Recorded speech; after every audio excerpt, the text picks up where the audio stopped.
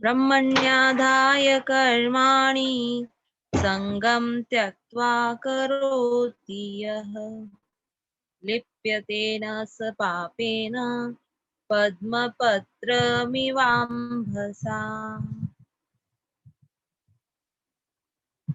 व्याख्या।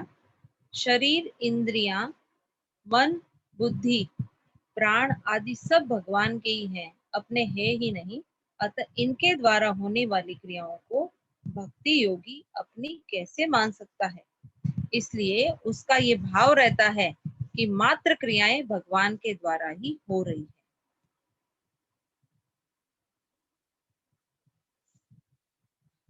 नारायण नारायण। नीलू भाई साहब नहीं आए क्या? है ना, जैसे कमल का पत्ता जल के अंदर रहते हुए भी जल से लिपायमान नहीं रहता, वैसे भी वो संसार में सारे काम करते हुए भी उसको कामों का बंधन, कर्मों का बंधन उसको लिप्त नहीं करता। वे सब तरह के पाप कितने ही उसको पाप और पुण्य लिप्त नहीं कर सकते। क्यों नहीं कर सकते? क्योंकि उसने संपूर्ण कर्मों को भगवान के अर्पण कर दिया। और दूसरा क्या किया कि आसक्ति का त्याग कर दिया। ये खास बात है।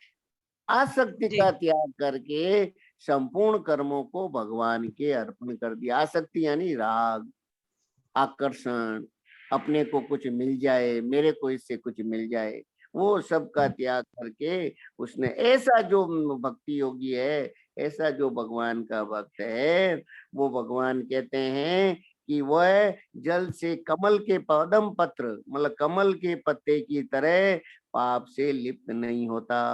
ये इतना विलक्षण श्लोक, बहुत ही अपन लोगों के लिए बहुत ही उपयोगी, सरल, श्रेष्ठ और अपन कर सकते हैं प्रैक्टिकली, ऐसा श्लोक है। ये बड़ी भगवान की अत्यंत कृपा है हम लोगों पर, और इस कृपा को अनुभव करना जी चाहिए। हमें तो वो ऐसा लगता है कि हर समय एक ऐसी, जैसे महाराज जी ने, चित्रंजन जी महाराज ने एक बार स्वामी जी महाराज से पूछा था ना कि वासुदेव सर्वम से भी कोई ऊंची बात है क्या, ऐसा हाँ पूछा। गीता जी की सर्वोत्कृष्ट बात है वासुदेव सर्वम, जी सब कुछ भगवान ही भगवान है, भगवान के सिवाय कुछ नहीं। तो एक बार उन्होंने पूछा महाराज जी से, बड़ा अत्यंत प्रेम इनका, और महाराज जी का भी बड़ा स्नेह, स्वामी जी महाराज का भी चित्तरंजन जी महाराज पे अत्यंत स्नेह। तो मन में आई तो पूछा कि वासुदेव सर्वम से भी कोई ऊंची बात है क्या? तो स्वामी जी महाराज क्या बता रहे कि हाँ है। कि कौन सी है? कि केवल कृपा। साधक एकदम उस कृपा में डूब जाए, चाहे अनुकूलता हो चाहे प्रतिकूलता हो। ऐसे न ऐसे हम लोगों को भी अभी ऐसा महसूस करना चाहिए कि चारों ओर से हम पर कृपा बरस रही है, कि कृपा बरस रही जी बरस रही, माने प्रभुरी बड़ी अपार, कृपा बरस रही जी बरस रही। कि क्या क्या बरसी है? कि पहली कृपा मिनख बनाया, पहली कृपा मिनख बनाया, संता निकट लाय बैठाया, साधक संजीवनी के श्री चरणों में बैठा दिया।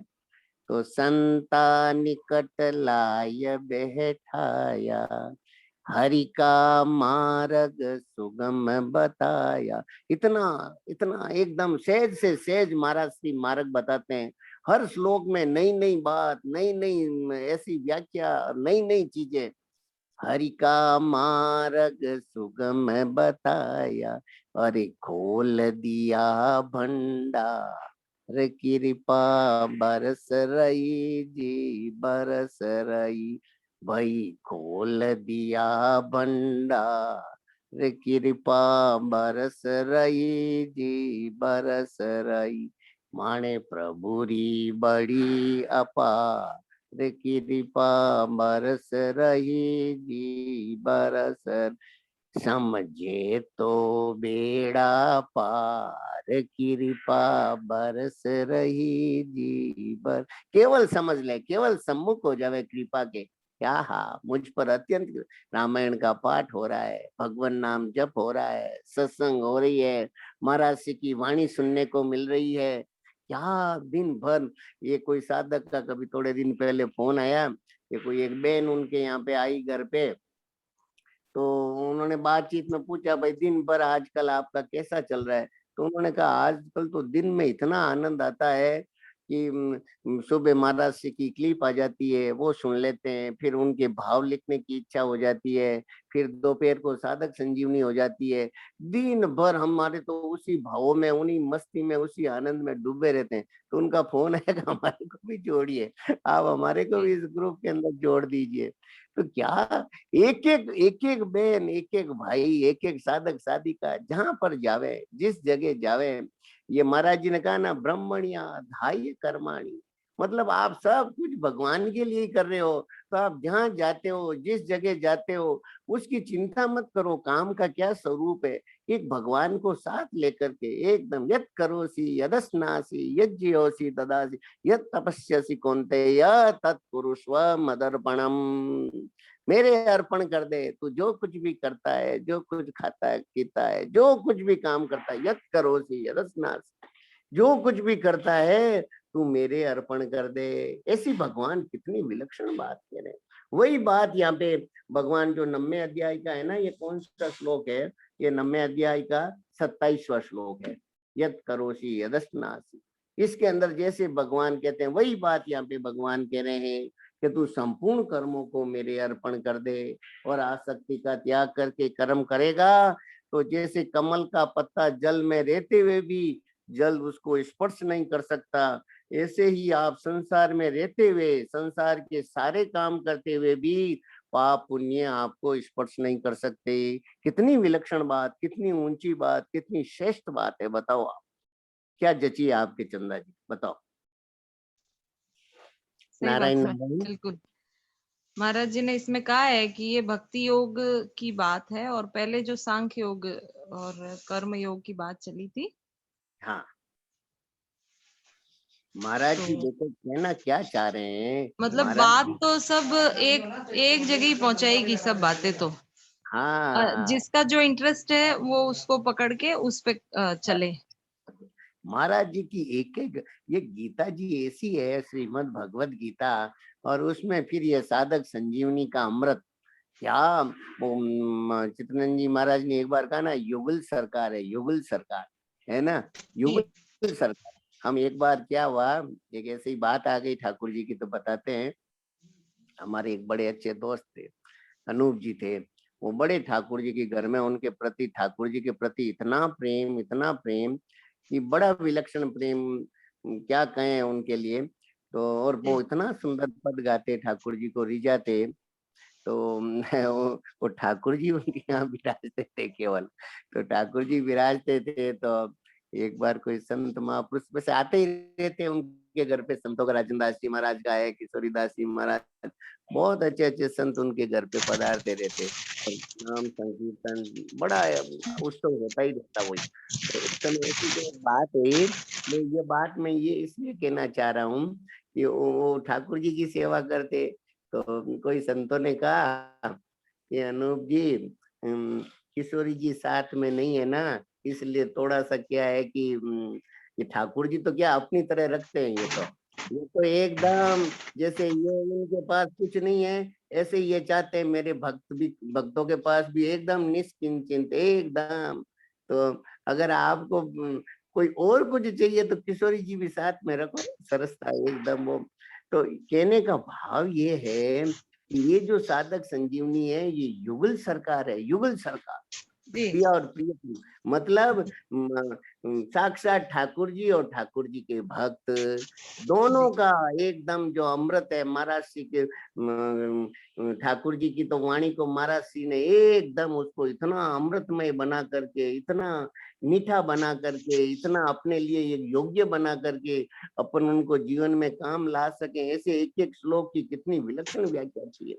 इसलिए खूब इच्छा होती है कि साधक संजीवनी हमारे इसी में से, ये साधक संजीवनी के जो ग्रुप में से है ना, इसमें से जी एक साधक से एक दिन बात हुई, तो उसने कहा भाई साहब, मेरे अंदर ऐसी भगवान की कृपा हुई है कि मैं कई भाइयों के, कई बहनों के उसके अंदर ये नेट नहीं चलता है तो उनमें पैसे भर के और मैं उनको कहता हूँ साधक संजीवनी में जुड़ जाओ, आप नेट पे आप ये करो, आप इसमें आप जुड़ो। अच्छा, और वाह! और नौकरी करते हुए भी मैं कई घरों में साधक संजीवनी मैंने घरों में पहुंचा दी कि आप रखिए, आप साधक संजीवनी रखिए। वाह! कितनी ऊंची बात है, कितनी श्रेष्ठ बात है, बताओ आप।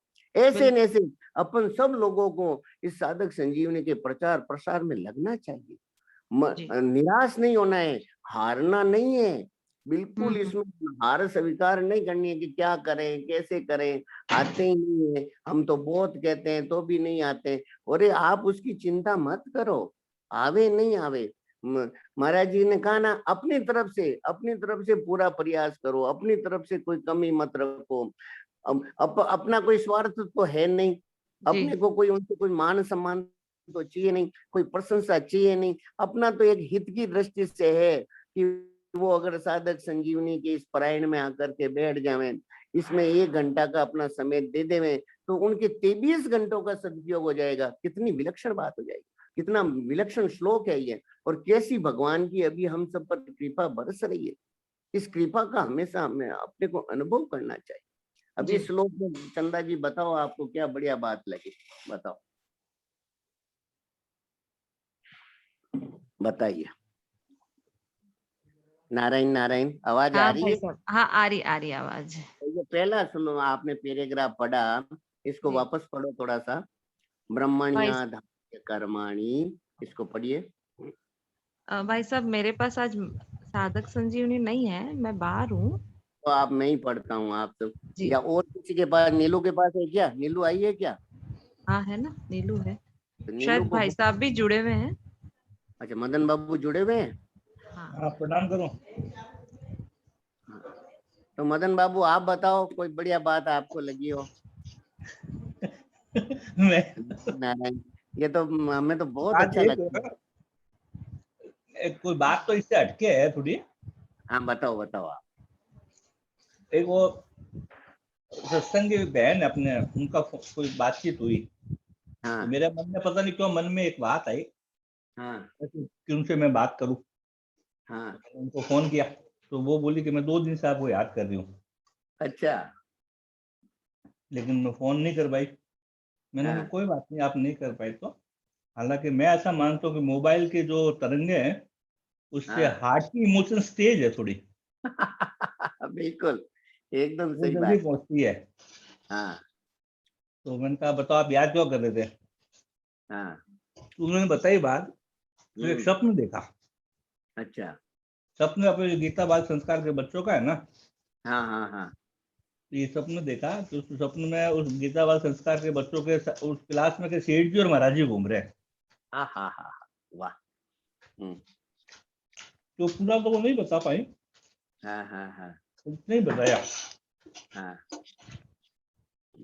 देखो आप। तो मेरे मन में बात ये आई हाँ कि गीता बाल संस्कार में अगर सेठ जी महाराज जी घूमते हैं, हाँ। इस साधु संजीवनी ग्रुप में महाराज जी नहीं घूम रहे होंगे क्या? क्यों नहीं घूम रहे होंगे, ये उनकी कृपा से ही तो हो रही है यहाँ पे। तो फिर ये ये तो अपने साक्षात सेठ जी महाराज जी, कितनी आज उनकी कृपा से तो ये सारा काम हो रहा है, बहुत विलक्षण हम्म, काम। एक एक चीज मदन बाबू हम तो देखते हैं, हमारे हम्म, को ऐसा लगता है कि साधक संजीवनी से पहले थोड़ी शरीर में थोड़ी सुस्ती रहती है, दर्द रहता है। और मैं आपको सच्ची कह रहा हूँ, मैं जब ज्यों ही साधक संजीवनी को लेकर के इस चर्चा में बैठता हूँ तो वो सारी हम्म, चीजें गायब हो जाती है ठाकुर जी की कृपा से, मालूम ही नहीं हम्म, पड़ता क्या हो रहा है। तो ऐसी भगवान की अत्यंत कृपा, विलक्षण कृपा, क्या कृपा की बारिश हो रही। हमें तो ऐसा लगता है कि कैसे करें, क्या करें, हजारों लाखों लोग इसमें जुड़ जाए, आकर के बैठ जाएं, हम्म, बैठने मात्र से, इसमें हम्म, आकर बैठने मात्र से उसको शांति मिल जाएगी, उनको आनंद मिल जाएगा। लौकिक और पारलौकिक सारी चीजों की बस, क्या लोक, वो है ना रामचरितमानस में कि लोक लहाऊ पर लोक हम्म। निभा। जी जी, बिल्कुल बिल्कुल। ऐसी ऐसी बात है मदन बाबू, ये बात बिल्कुल आप सही कहे। और सादा संजीवनी एक आपको खाली सिर्फ जानकारी के लिए बता रहा हूँ ऐसे ही। कि अब मैं अपने अमेज़न पे भी लिस्ट कर दी है और उसके थ्रू ऑर्डर आने चालू हो गए हैं। अच्छा, वाह वाह एक तो अपने डायरेक्ट वेबसाइट से भी जो आते हैं वो भी हो गई, हाँ, और एक अमेज़न पे भी लिस्ट हुई है। वाह वाह, बहुत सुंदर, बहुत सुंदर। तो उसमें अभी चालू हुई है वो, जस्ट अभी इसी हफ्ते में। हम्म। उसमें जैसे कल मराठी में ऑर्डर आया हुआ था, अच्छा। तो अपने क्या किया कि जैसे सब भाषाओं में 8 भाषा में है, साथ ही 8 भाषाओं की यहाँ स्टॉक कर दी अब। वाह वाह वाह, बहुत बढ़िया, बहुत सुंदर। बंगला है, बहुत मराठी है, गुजराती है, कन्नड़ है, और इस तरह जो भी हम्म। इंग्लिश है, हिंदी है, 1-2 भाषा और है। हाँ हाँ हाँ। तो मेरे को बहुत अच्छा लगा कि मराठी की यहाँ से जा रही है, देखो।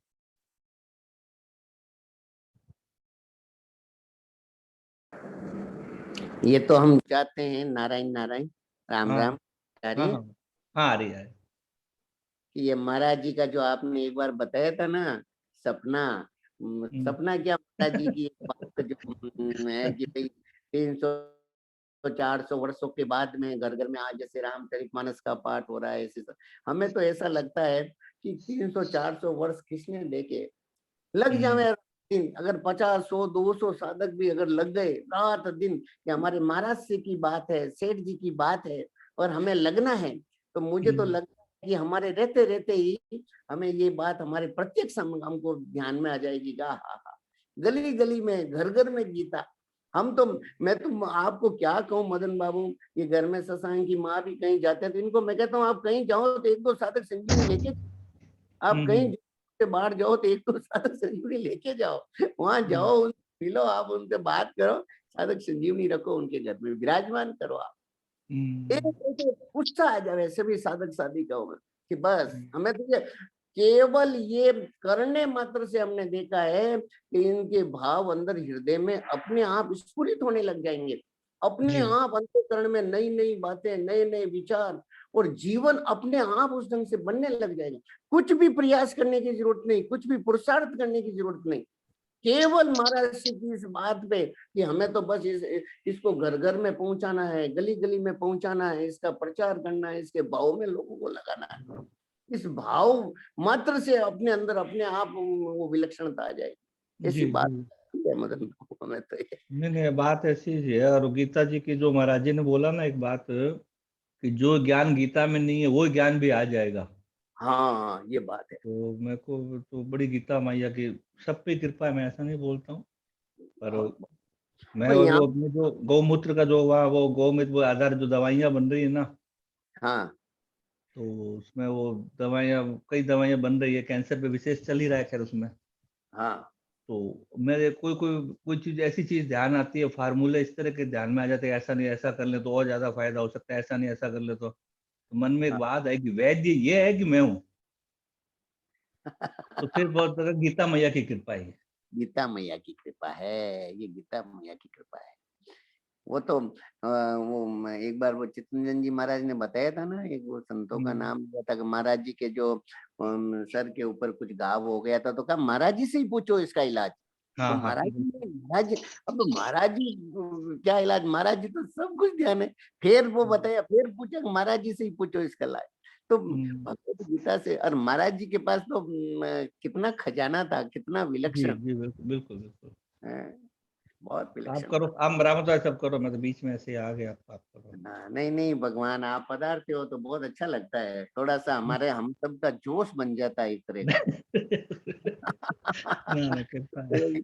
एक थोड़ी स्फूर्ति आ जाती है शरीर के अंदर कि भाई ये चीज है ऐसी, ऐसा लगने लग जाता है कि महाराज की और शेर की स्वयं साधक संजीवनी के अंदर एकदम कण कण में विराजमान है। और अभी ये जो जहाँ जिस जगह ये जहाँ जहाँ पर इसका वाइब्रेशन हो रहा है, क्योंकि महापुरुषों की तरंगे सब जगह फैलती है, महापुरुष अभी व्यापक हो चुके हैं, एक जगह नहीं है। वो तो जी, जहाँ जहाँ साधक संजीवनी है, जहाँ जहाँ पर साधक संजीवनी की चर्चा होती है, वहाँ वहाँ वहाँ महापुरुष अप्रत्यक्ष रूप से प्रकट होने लग जाते हैं, और उनकी एकदम सब तरह से उनका ध्यान रखना, सब तरह से उन साधकों का योग क्षेमम वहम्यम, उनको जो है उनकी तो रक्षा करना, और जो उनको चीज चाहिए साधन के लिए को देने के लिए महापुरुष तैयार हो जाते हैं। जी, ऐसी जी, बिल्कुल बातें हैं ये।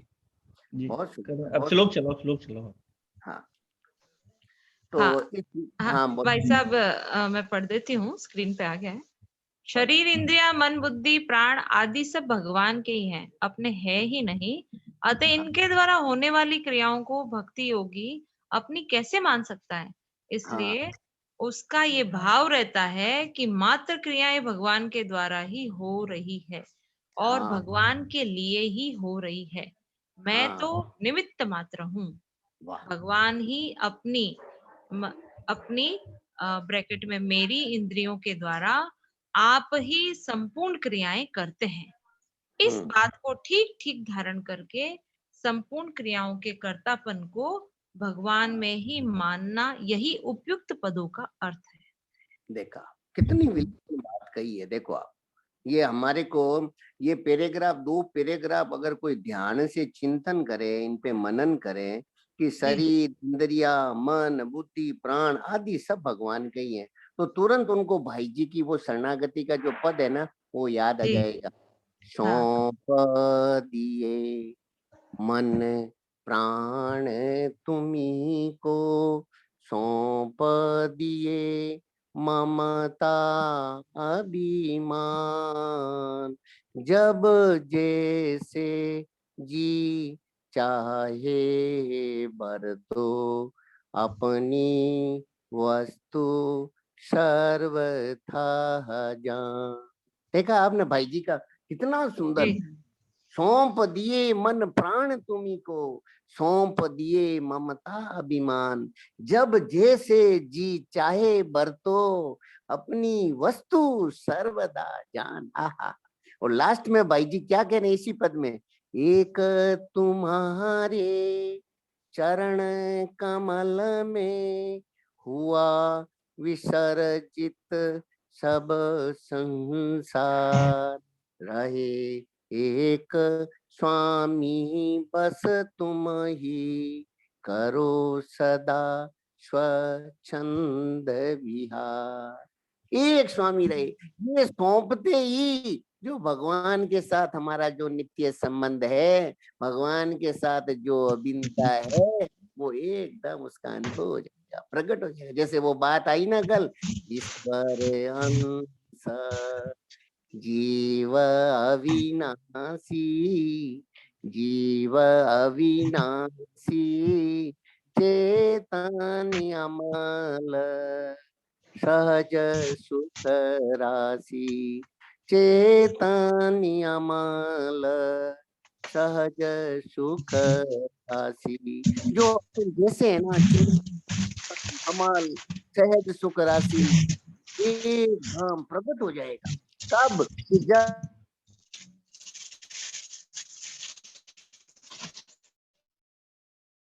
सब कुछ भगवान का है, मेरा नहीं है। शरीर, इंद्रिया, मन, बुद्धि, प्राण, ये सारे के सारे भगवान के।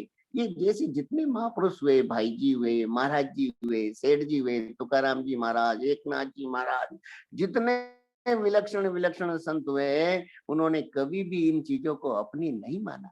उन्होंने एक ही बात रखी है, सब कुछ भगवान का है। ये मानते ही देखो भगवान ने, और भगवान ही देखो, सेठ जी ने कहा ना कि मेरे मन की ही बात होती है, तो भाई महाराज जी ने पूछा, महाराज जी ने सेठ जी से पूछा कि ये तो बड़ी बात हमें तो बड़ी विलक्षण लगती है, मन की बात तो किसी की पूरी नहीं होती, आपके मन की बात कैसे पूरी हो रही है?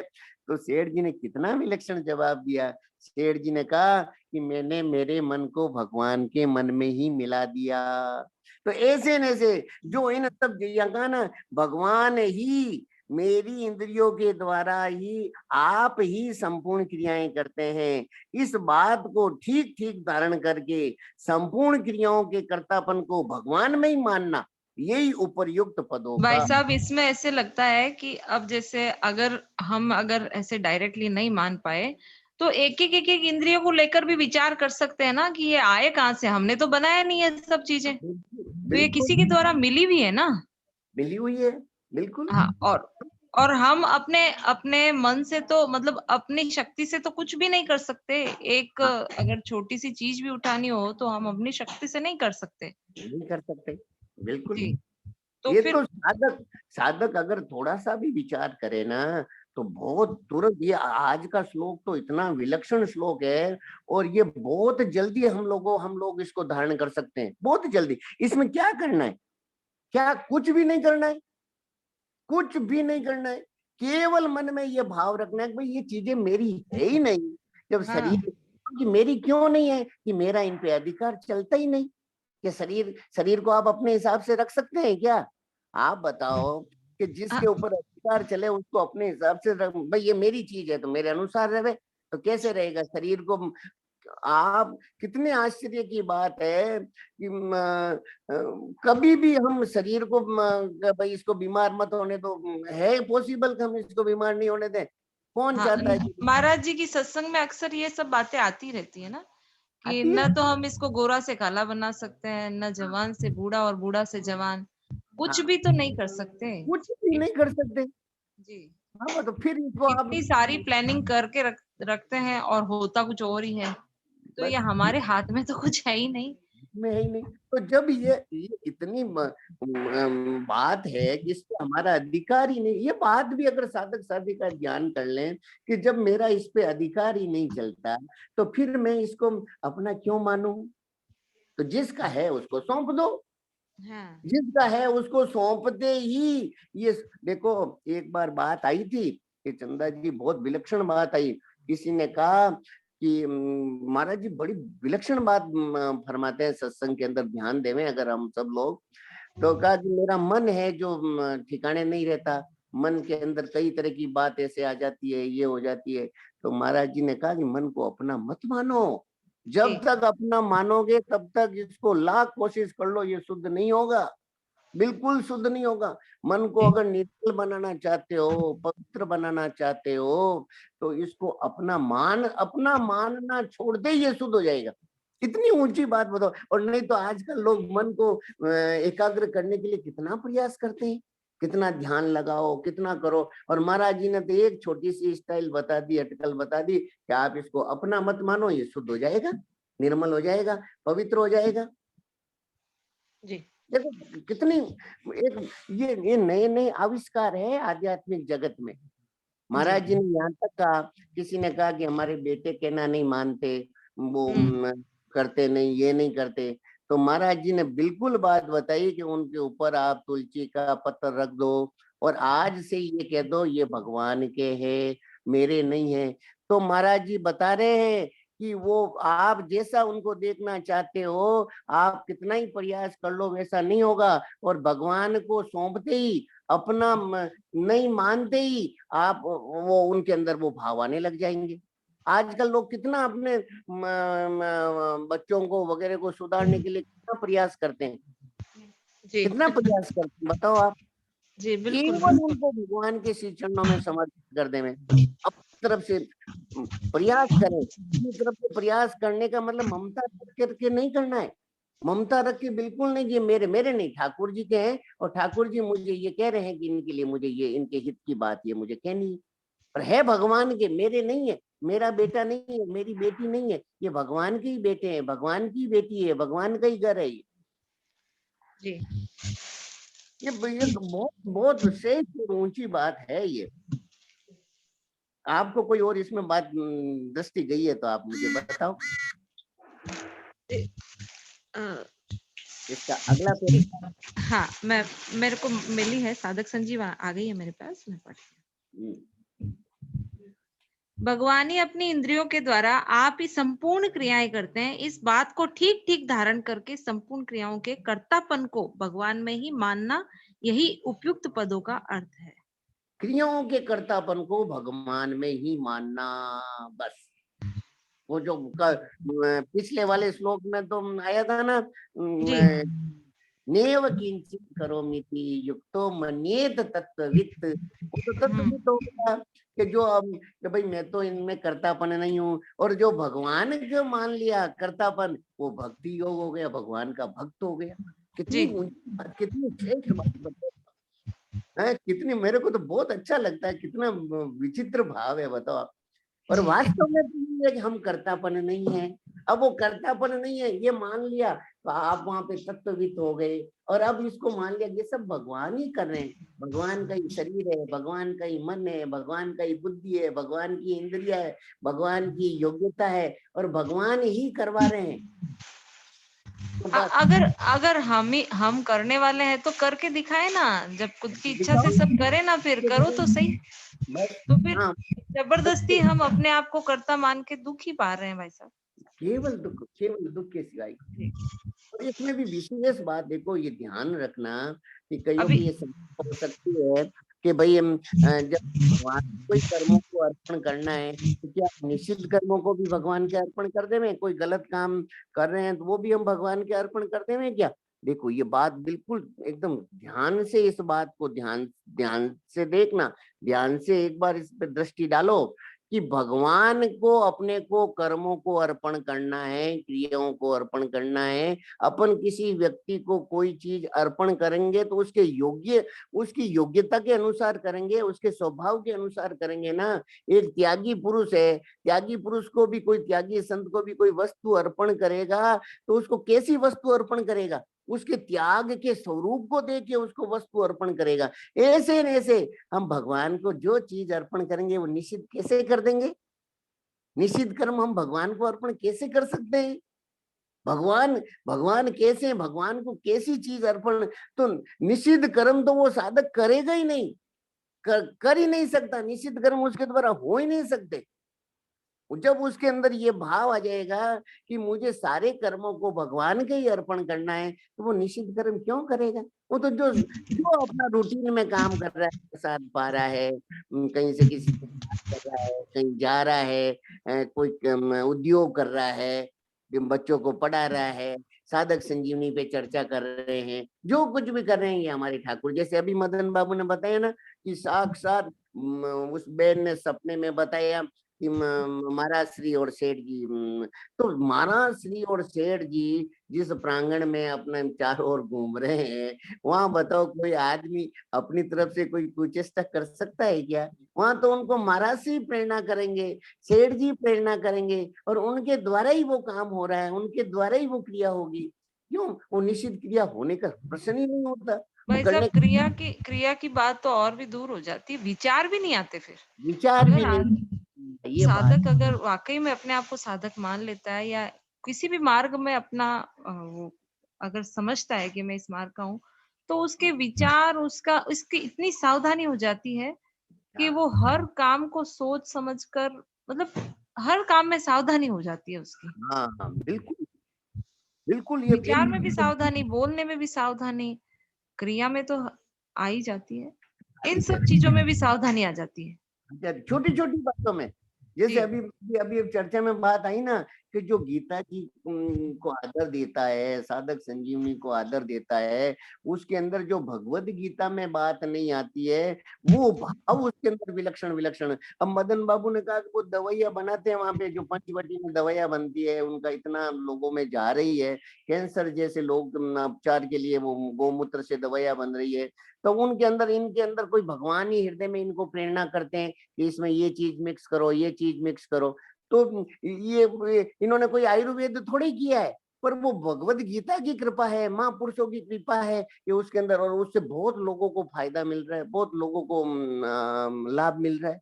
कितने जनों को लाभ मिल रहा है, कितने जनों को शरीर के कष्ट से मुक्ति पा रहे हैं वो लोग। कितना ठाकुर जी की कृपा। तो ये भगवत गीता की कृपा है।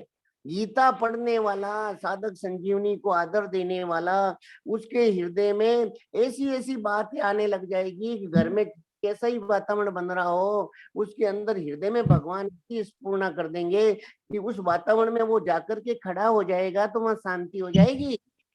इतनी ऊंची और इतनी श्रेष्ठ साधक संजीवनी की बातें हैं। उसके बिल्कुल भाई ऊपर साहब, कहीं पे भी ऐसे विचारों में भी इतनी बातें आ जाती है, हाँ जैसे अच्छाई का अभिमान वाली बातों में, बुराई रहित वालों में, तो हाँ इतना वो महाराज जी वो मतलब गहरी बातें समझा देते हैं, जो हम साधक को खुद को आश्चर्य होता है कि ये बात समझ में आई कैसे, इतने दिनों से इस पे विचार कर रहे थे, समझ में नहीं आई, आज बताओ अचानक से ये कैसे हमको समझ में आ गई। कितनी कल बहनों ने वो बातें बताई कि हमारा ये अनुभव, वो एक बहन जो बता रही है कि इतनी प्रतिकूल परिस्थिति, कोरोना है, घर में बच्चों को भी कोरोना है, भी जी उसके अंदर हृदय में शांति है। हमारे तो कल एक साधक से बात हुई, बात हुई भाई साहब, ये जो प्रकृति कर रही है, इसमें तो साधक संजीवनी, वास्तव में संजीवनी के रूप में ही सबके काम आ रही है।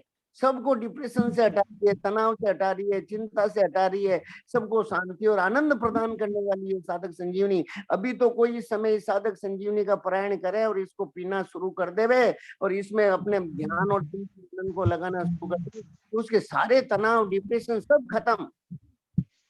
एक बात उस साधक ने बड़ी अच्छी बात बताई कि इसी में से तो एक बात पकड़ के बड़े बड़े वक्ता लोग तनाव रहित कैसे होना, कैसे हमारे को आगे उन्नति करनी, साधक संजीवनी की तो एक फॉर्मूला, एक सेंटेंस लेकर के उसको अलग अलग ढंग से बताने, महाराज जी तो एकदम सिंपल चीज में बता दिया, सारा खजाना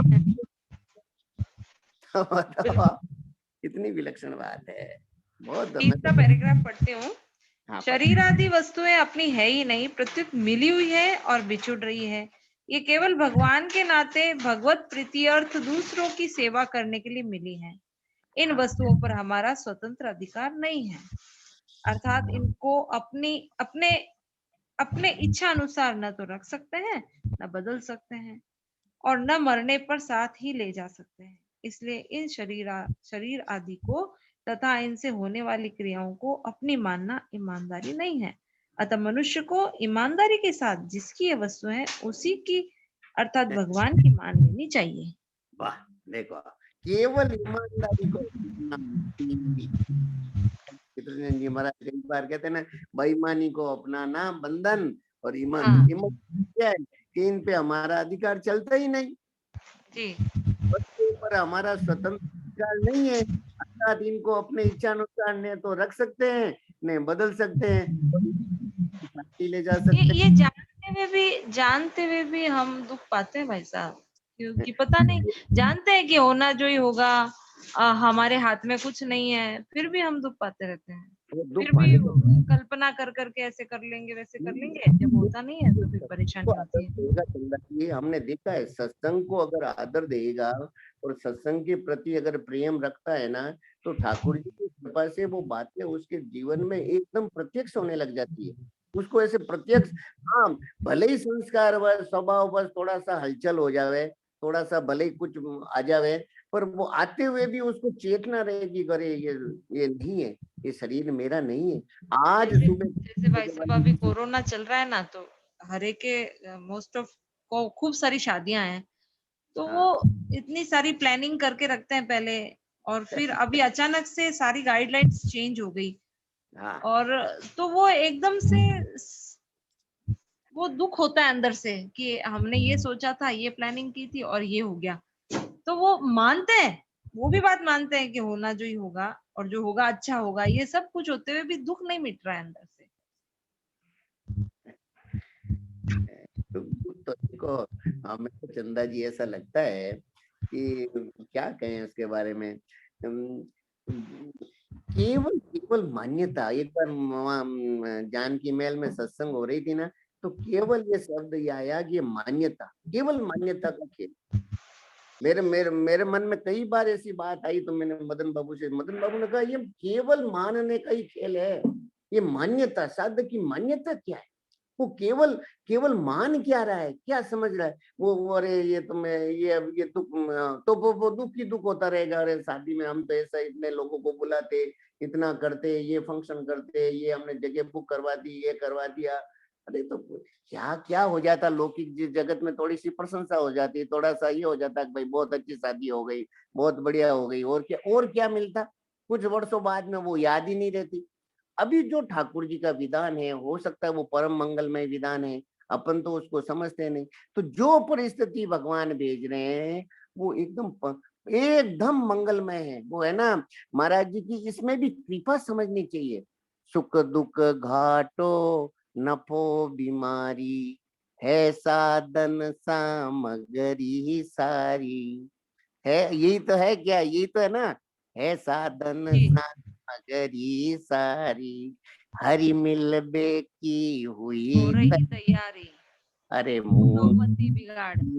का कृपा बरस रही जी बरस रही, भाई मुंडो मती बिगाड़ कृपा बरस रही जी बरस रही।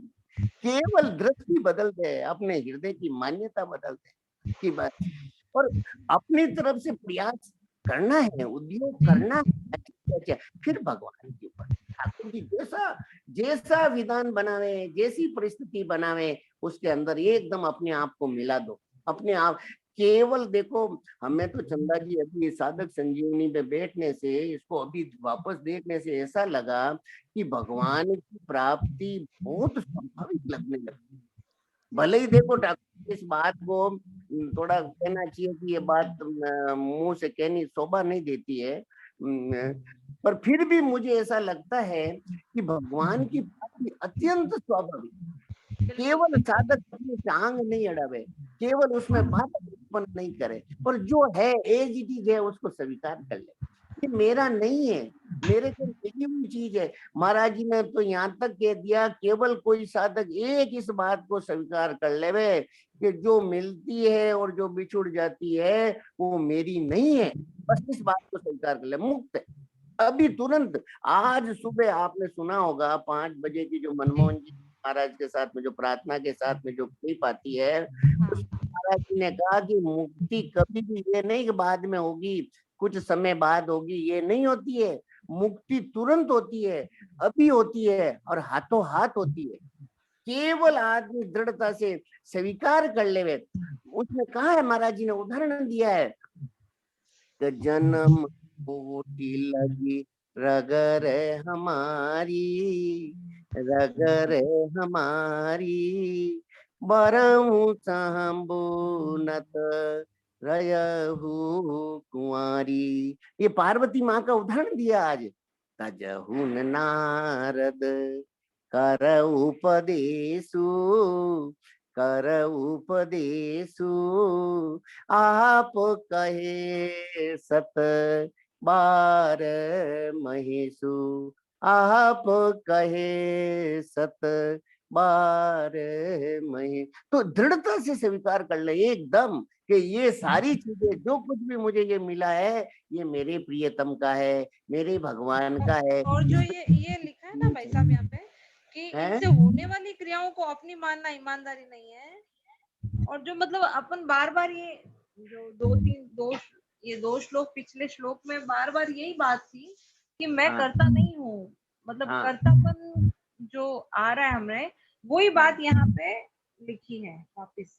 हाँ वही बात देखो, जी ने जैसा स्वभाव है उस हिसाब से यहाँ लिखा है ना, स्पष्ट लिखा है कि इसलिए इन शरीरादि को तथा इनसे होने वाली क्रियाओं को, हाँ शरीरादि को तथा इनसे होने वाली क्रियाओं को अपनी मानना ईमानदारी नहीं है। मतलब क्रिया भी अपने आप ही हो रही है, इसमें मैं कुछ कर रहा हूँ, ये तो बंधन का कारण है।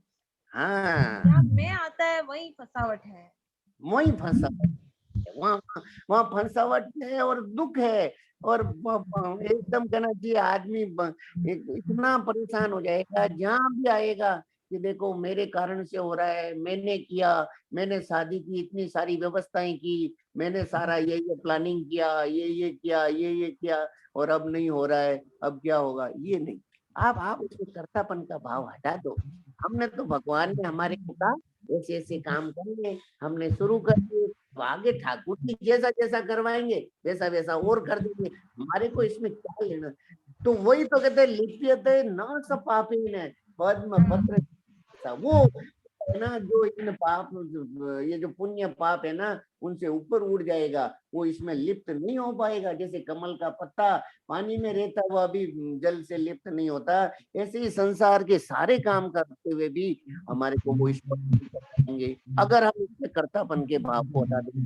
केवल भगवान के ही है, वो कुछ भी मेरे को दिया हुआ है सब भगवान का ही दिया हुआ है, और भगवान ही मेरे हित में प्रेरणा करके भगवान ही वो क्रिया करवाते हैं, और भगवान के द्वारा ही भगवान की प्रसन्नता के लिए ही वो क्रिया हो रही है। इतनी विलक्षण बात है। अगला पैराग्राफ। संपूर्ण क्रियाओं और पदार्थों को कर्मयोगी संसार के, ज्ञान योगी प्रकृति के और भक्ति योगी भगवान के अर्पण करता है। प्रकृति और संसार दोनों के ही स्वामी भगवान है, अतः क्रियाओं और पदार्थों को भगवान के अर्पण करना ही श्रेष्ठ है। करना ही श्रेष्ठ है। जी। कितनी खूबी बात कहती। बस ये हो गया ब्रह्मण्याधाय कर्माणि। जो पहला चरण है श्लोक का, अर्थ हुआ कि संपूर्ण और पदार्थों को भगवान के अर्पण कर देना। ब्रह्मण्य ब्रह्मणि आधाय कर्माणि, संपूर्ण कर्मों को ब्रह्म में, परमात्मा में अर्पण कर देना। ये इसका अर्थ हुआ ना, विलक्षण अर्थ। तो भगवान संगम त्यक्त्वा करोति यः। संगम त्यक्त्वा होती किसी भी प्राणी पदार्थ शरीर इंद्रियां मन हाँ। बुद्धि प्राण क्रिया आदि में किंचित मात्र भी राग खिंचाव आकर्षण लगाव महत्व ममता कामना आदि का न रहना ही आसक्ति का सर्वथा त्याग करना है।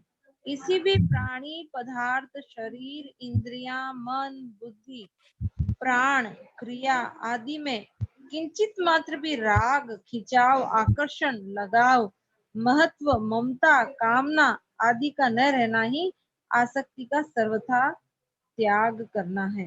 अब ऐसा भी ये राग खिंचाव, अगर इसको एक एक बात बताए तो अच्छे से समझ में आएगा।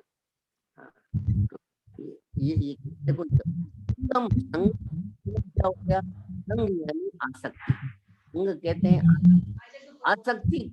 खास अभी जो बंधन का कारण है ना, ये आसक्ति है। आसक्ति को अपन राग कह सकते हैं, ये राग ही है, ये खास है ना। राग, राग किसको कहते हैं कि कहीं पर भी जैसे आकर्षण हो गया, कोई चीज अच्छी लग गई, या अपने अपने किसी ने कोई मन में लगा कि इससे हमारे को कुछ मजा आ रहा है, इसे बात करने में अच्छा लग रहा है। ये क्रिया में भी आसक्ति हो जाती है, काम करते करते भी तो उसको क्रिया करने में उसको एकदम सुख मिलने लग जाता है।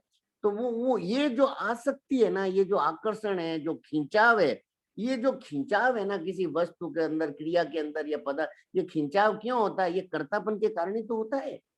अगर कर्तापन उसमें नहीं होवे ना, भगवान को अगर उसने समर्पित कर दिया, तो उसमें खिंचाव में बहुत शिथिलता आ जाएगी। नहीं तो उसको लगेगा अरे मेरे को सुख मिल रहा है, इस क्रिया को करने में भी मेरे को अच्छा लग रहा है। तो ये जो आसक्ति है ना, यही मुख्य बात है। इसमें लिखा है, देखो साफ लिखा है कि पदार्थ शरीर इंद्रियां मन बुद्धि प्राण क्रिया आदि में किंचन मात्र भी राग खिंचाव आकर्षण लगाव महत्व कामना ममता आदि का न रहना ही आसक्ति का सर्वथा त्याग करना है। महाराज जी ने इतनी सारी चीजें लिखी है, पर इतनी सारी चीजों का सार एक ही है कि उसमें अपना आकर्षण नहीं होवे, खिंचाव नहीं होवे, अपने को उनमें सुख बुद्धि नहीं होवे कि अरे देखो मन मेरा भी। महाराज जी ने तो यहाँ तक कह दिया कि मन के अंदर लगे एकदम मन शांत है, बहुत अच्छा लगता है, तो शांति में भी रमण नहीं करना है, वो भी एक आगे जाकर के बंधन का कारण बन जाती है। तो अपने को तो बस एक स्वाभाविक स्थिति है, तो इनमें आसक्ति नहीं करनी है। इनमें अपने को एक इन चीजों को लेकर के, जड़ पदार्थों को लेकर के अपने आप उनमें सुख बुद्धि करना, या अपने आप को कुछ महत्व देना, या अपने आप को कुछ समझ ना करे, इनके कारण से आज मेरे को तो बहुत अच्छा लग रहा है, आज ये काम अच्छा हो गया तो मुझे बड़ा ऐसे मुझे मुझे मुझे वो सुख मिला। अगर काम गलत हो गया तो फिर दुख भी मिलने लग जाएगा। तो ये जो खिंचाव और आकर्षण है ना, ये साधक पे मिट जाता है अगर वो उनको भगवान के समर्पित कर देगा, भगवान को ही कर्ता मानेगा, भगवान को ही क्रिया और पदार्थों का खास कारण मानेगा, तो उसमें आसक्ति भी मिट जाएगी। ये बिल्कुल उसके अंदर शिथिलता आ जाएगी। पर महाराज जी भगवान यहाँ पे क्यों कह रहे हैं कि ताकि वो उसको महत्व नहीं देवे, उसकी दृष्टि उस पे रहे कि मुझे इनमें आसक्ति भी नहीं करनी है। ये केवल भगवान का ही काम है, भगवान का ही शरीर है, भगवान का ही मन है, और भगवान ही क्रिया करवा रहे हैं। मुझे उनके ऊपर उनको लेकर के सुखी और दुखी नहीं होना है। इसलिए भगवान यहाँ पे कह रहे। अब देखो आगे आगे इसका फिर अच्छा खुलासा किया, आप पढ़ो इसको अगला पैराग्राफ को। नारायण नारायण। जी जी पढ़ रही। शास्त्रीय दृष्टि से अज्ञान जन्म मरण का हेतु होते हुए भी साधनों की दृष्टि से राग ही जन्म मरण का मुख्य हेतु है। हाँ कारणम गुण हाँ राग पर ही अज्ञान टिका हुआ है, इसलिए राग मिटने पर अज्ञान भी मिट जाता है। इस राग या आसक्ति से ही कामना पैदा होती है। संगात संजायते कामः। हाँ कामना ही संपूर्ण पापों की जड़ है। हाँ इसलिए यहाँ पापों के मूल कारण आसक्ति का त्याग करने की बात आई है, क्योंकि इसके रहते मनुष्य पापों से बच नहीं सकता और इसके न रहने से मनुष्य पापों से लिप्त नहीं होता। हाँ, ये आसक्ति से देखो कामना पैदा होगी ना, खिंचाव होगा ना, तब मन में आएगी अरे ये अच्छा लगता है तो मैं ऐसा करूँ, तो या मुझे ये चाहिए, कोई कोई अच्छा लगेगा ना कोई चीज, तो फिर उसको तो संगात संजायते कामा, कामा जायते, वो है ना वो श्लोक है ना, पूरा ये गीता जी का दूसरा अध्याय का 62 है जो संगात संजाय, क्रोधाद्भवति सम्मोह। हाँ। वो आसक्ति से कामना पैदा होगी, फिर कामना में कोई बाधा डालेगा तो क्रोध पैदा होगा, और वो क्रोध है जो आपको समूल नष्ट कर देगा, वो विवेक ही नष्ट कर देता है। क्रोध है तो क्रोध में साधक को मालूम ही नहीं पड़ता मैं क्या कर रहा हूँ, तो वो फिर पापों से नहीं बच सकता। ये भगवान कहते हैं मूल में इसके जो कारण है ये है। इसलिए आसक्ति को मिटाना अत्यंत आवश्यक है। आसक्ति को मिटाने के लिए ये सारी चीजें ये तीनों श्लोक है। आपको दूसरों को संसार की मान के संसार की सेवा में लगा दे, या एकदम ऐसे ज्ञान के द्वारा अहंकार निंदा है ना, हम करता इति मन्यते, उसको उल्टी मान्यता करके कि भाई नहीं किंचित करोमि थी, और या फिर या ब्रह्मण्याधाय कर्माणि, सारे कर्मों को भगवान के समर्पित कर देवे, और मन में बिल्कुल की तरफ उनसे क्या फल मिलेगा, क्या चाहिए, कोई इच्छा नहीं, कोई चाहना, कोई कामना नहीं, मैं तो भगवान का काम कर रहा हूँ, और भगवान का ही है, भगवान का ही ये कार्य है, भगवान की दी हुई योग्यता है, और भगवान ही मुझे करवा रहे हैं, और भगवान की प्रशंसा इसलिए कर रहा हूँ, मुझे अपने लिए करना ही नहीं है, मुझे अपने सुख के लिए कुछ करना ही नहीं है। जहाँ अपने लिए ना करने का भाव आया नहीं, वहाँ आसक्ति समूल नष्ट हो जाएगी। बिल्कुल ठीक बात। अच्छा, अब इसके बारे में चीज जानकारी हो तो हैंड रेज कर हाँ, समय हो रहा है। कोई भी इसमें श्लोक, कुछ पूछना है तो या बताना है। हाँ कर सकते हैं, बीच में कहीं पर भी अपना हैंड रेज कर सकते हैं, बात अगर पूछनी हो या कहीं अपन चर्चा है तो वो कर सकते हैं इसमें। पर ये भाई साहब, एक बात और बतानी थी कि हाँ वो जो अभी रामायण का पाठ चल रहा था उसमें कहीं कहीं कहीं आवाज किसी को कम आ रही थी, ज्यादा आ रही थी, तो हाँ अब YouTube पर लाइव होगा और उसका लिंक भी सब ग्रुप में भेजा गया है, तो अब वो उस लिंक से सब ज्वाइन करें। अच्छा अच्छा और जब शुरू रहेगा ना दीदी, तब भी किसी को अगर लिंक से समझ नहीं आ रहा है ना, जब लाइव शुरू हो जाएगा तो भी हाथों हाथ ग्रुप में भेजा हुआ रहेगा, तो सब लोग अपने अपने ग्रुप्स में भी आगे से आगे भेज दें, तो उससे भी डायरेक्ट ज्वाइन हो जाएंगे अगर किसी को नहीं समझ में आ रहा हो तो। नहीं तो इसमें इसमें समय का है क्या कुछ, 7 बजे से होगा हाँ, समय तो? सेम 7 बजे से ही होगा भैया, बराबर। अच्छा ठीक है ठीक हाँ, है। तो ये 7 बजे से मैं लाइव लाइव हो रहा है क्या, वहां से लाइव है क्या ये? मतलब वैसे ही दिनेश जी भाई साहब के घर से होगा, जैसे जूम पे लाइव हो रहा था ना, हाँ हाँ हाँ वैसे यूट्यूब पे लाइव होगा। ठीक ठीक है। हाँ, बहुत अच्छा है भाई, ये देखो ये भगवान की कृपा से रामायण का पाठ हो रहा है, आज भी महाराज जी ने कहा है कि इसमें ज्यादा से ज्यादा अपन आगे भी इसको भेजें, ज्यादा से ज्यादा इसमें जोड़ें। ये घर में हमने तो देखा, इसको आप चालू कर दो, पाठ को चालू करने मात्र से भी घर के वाइब्रेशन भी एकदम बड़े पवित्र हो जाते हैं। पाठ शुरू कर दो, कोई अपने JBL वगैरह कुछ लगा करके, और उसके अंदर मोबाइल से यूट्यूब जोड़ दो, और उसमें JBL में थोड़ी आवाज भी थोड़ी तेज आने लग जाएगी, और घर वाले भी सब सुनने लग जाएंगे, और आप ठाकुर जी की जब भी है आपके पास रामचरितमानस, तो वो लेकर के बैठ जाओ, या घर वाले जितने बैठना चाहे बैठ जाएं, नहीं तो कम से कम वो उसकी ध्वनि तो घर में आती रहे, पाठ तो पूरा घर में चलता रहे। और एक दिन 2 दिन आप सबको सूचना करो, जरूरी नहीं कि वो 9 दिन भी आ गया, एक दिन के लिए भी आवे, एक दिन मतलब 1-2 घंटे के लिए भी आवे, तो भी क्या होगा, कुछ लाभ ही मिलना है, इसमें हानि की तो बात है ही नहीं, ये तो लाभ ही लाभ की बात है। इसलिए सबको सूचना करो, सब सब इसमें पधारे। बहुत बहुत विलक्षण बात है भाई। तो अब समय हो गया तो कीर्तन करें अपन, क्या समय हो गया? हाँ, कोई और कोई बात है या अगला पैराग्राफ पढ़ना है तो आप पढ़ लीजिए, एक पैराग्राफ और पढ़ लीजिए आप। जी जी।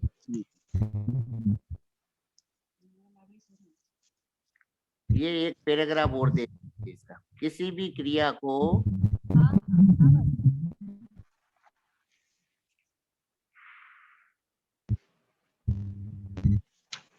दीदी आपकी आवाज नहीं आ रही है।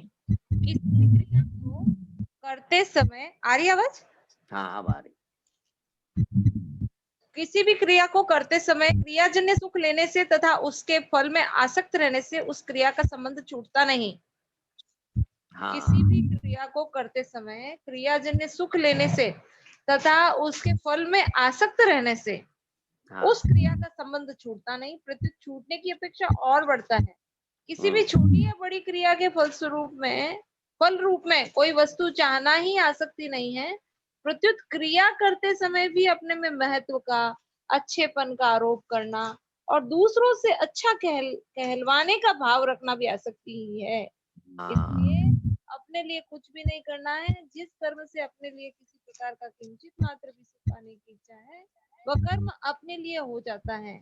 अपनी सुख सुविधा और सम्मान की इच्छा का सर्वथा त्याग करके कर्म करना ही उपयुक्त पदों का अभिप्राय है। ये देखो आप, ये संगम त्यक्त्वा करोति ये का कितनी सुंदर महाराज जी ने कह दी है, कितनी विलक्षण बात कही है कि अपनी सुख सुविधा और सम्मान की इच्छा का सर्वथा त्याग करके कर्म करना ही उपयुक्त पदों का अभिप्राय है। कोई भी काम करो उसमें ये भाव नहीं रखना कि मेरे को इससे सम्मान मिल जाए, मेरे को आदर मिल जाए या मेरे को सुख मिल जाए। कोई भी अंदर भी ये नहीं हमें लोग मेरे को या अच्छा कहलाने का भाव ही उत्पन्न हो जाए। ये सबकी आसक्ति, ये अपने लिए कुछ भी नहीं चाहना, किसी प्रकार भी अपने लिए कोई तरह की इच्छा नहीं रखना। वो काम अगर वो कर्म होगा ना, वो संगम त्यक्त्वा करोति, वो आसक्ति से एकदम रहित होगा। ये बहुत श्रेष्ठ बात है, बहुत ऊंची बात है। इसलिए साधक अपन सब साधकों को इस बात पे ध्यान देना चाहिए। चाहे सेवा का काम करो, चाहे हित का काम करो, चाहे किसी प्रकार का भी काम करो, लेकिन उसमें एक बात हमेशा ध्यान रखनी कि उसमें हमारे को सुख मिले या हमारे को लोग अच्छा कहे या हमारे लिए ऐसी ऐसी व्यवस्था कर देवे या हमारे सम्मान की कोई तरह की ये बिल्कुल इच्छा रखना है ना, ये उसके अंदर बिल्कुल वो आगे नहीं बढ़ने देगी। वो उसमें बाधा उत्पन्न हो जाएगी फिर। नहीं तो अपने को कुछ नहीं चाहिए। क्यों नहीं चाहिए? क्योंकि मणिया था ये कर्माणी, क्योंकि ये तो भगवान की, तो भगवान ही करवाती और भगवान की सारी चीज दी हुई है, इसलिए सब भगवान ही हो रहे हैं। मैं तो निमित्त बन रहा हूँ और मेरे को इसके लिए क्या चाहिए? तो कुछ नहीं चाहिए। ये बात इसमें एकदम अंदर से भीतर से एकदम रग रग में ये बात जज्जब है कि ये मेरे द्वारा नहीं होता है, मैं नहीं कर रहा हूँ, ये भगवान की कृपा से हो रहा है और भगवान ही इसको कर रहे हैं। साधक अपन लोग धारण कर रहे हैं। ठीक है, और कोई बात है तो पूछो, नहीं तो अपन कीर्तन करें। हाँ, नारायण नारायण कीर्तन करो भाई। क्या हो गया? राम राम। हाँ भैया, कीर्तन करें। इसमें ना भैया ये जो अभी पढ़ा ना, हाँ मतलब अच्छेपन का या कोई कहे ऐसे तो नहीं रहता, पर जैसे चुप होके कभी सोचते हैं ना, हाँ, तो ऐसे लगता है अंदर अभी तो। देखो अगर अपने को दिख रहा है ना नीलू जी, देखो हाँ, इसमें ये ऐसे पता नहीं चलता। कभी कोई अपने को बुरा मान लेता है या कुछ अपने विरुद्ध बात करता है ना, तब अगर अपने को बुरा लग रहा है या गुस्सा आ रहा है, इसका मतलब अभी अच्छेपन का मतलब अच्छा सुनने की हाँ, इच्छा है। यही फील होता है। ये ऐसे मतलब अपन पहले ये इस फील चीज नहीं को होता देख था, सकते अब हैं। फील होता है। हाँ, देखो जी देखो एक बात महाराज जी ने बड़ी विलक्षण बात कही है, अपन सब ध्यान दो इस बात को। बड़ी बड़ी बड़ी बड़ी श्रेष्ठ बात है और बड़ी विलक्षण बात है कि महाराज जी ने कई बार कहा कि गेट में अंदर आदमी आते हुए भी दिखता है और जाते हुए भी दिखता है। तो आपने को इसको इस डायरेक्शन में लेना है कि ये हमारे को दिख रहा है तो हमें ये हम हमारे से जा रहा है। अब हमारे अंदर ये अब रहेगा नहीं, क्योंकि हमने सत्संग की इस बात को धारण कर लिया है कि हमारे को ये जो कुछ भी काम हो रहा है ये भगवान की कृपा से हो रहा है और भगवान ही करवा रहे हैं और भगवान के ही सब साधन दिए हुए हैं और भगवान की शक्ति दी हुई है और क्रिया में भी साक्षात भगवान ही मौजूद है और क्रिया भी भगवान की कृपा से ही हो रही है। पर फिर भी मेरे में संस्कारवश या मन में जो अहमपना है, थोड़ा मैं करतापन हूँ, उससे कुछ अच्छाईपन का भाव आ रहा है, तो ये आ नहीं रहा है, ये जा रहा है। ठाकुर जी कह रहे हैं ये नहीं है, मुझे इसमें आसक्त नहीं होना है। उसको लेकर के देखो, इसमें विशेष बात है, उसको लेकर के अपन जो खास भगवान का जो प्रेम है, भगवान के साथ अपना जो संबंध है, नित्य संबंध है, हम भगवान के अंश है, अविनाशी है, सहज सुख राशि है, वो उसको ढिलास नहीं देनी है, उसको महत्व को कम नहीं करना है, उस बात को ढिलास कर देनी है, उस बात को ऐसे लगना है कि नहीं नहीं ये मेरे में आ ही नहीं सकता, कैसे आएगा मेरे अंदर, मेरे अंदर मैं करती ही नहीं हूँ, मेरे द्वारा होता ही नहीं है, ये सारा भगवान की कृपा से हो रहा है, मेरे में क्यों आएगा, कैसे आएगा, ये है थोड़ा बहुत है तो वो ठाकुर जी निकाल दें। ये भाव पॉजिटिव सोचना है, इसमें नेगेटिव नहीं सोचना, ये बात ठीक है। कीर्तन करें भैया? कीर्तन। आनंद है आनंद है आनंद में रहे, कल क्या हुआ कल क्या होगा इसकी चिंता न करें। आनंद है आनंद में रहे, कल क्या हुआ कल क्या होगा इसकी चिंता न करें, इसकी चिंता न करें। सियावर रामचंद्र जी की जय, मोर मुकुट बंसी वाले की जय, श्री गंगा मैया की जय, गीता माता की जय, गौ माता की जय, अनंत कोटि सब संत महात्माओं हरि भक्तों की जय, आज के प्रेम कृपा आनंद की जय। नारायण नारायण। सभी शाम का पाठ जरूर अटेंड करें और अपने ग्रुप्स में भी इन्फॉर्म जरूर करें। नारायण नारायण।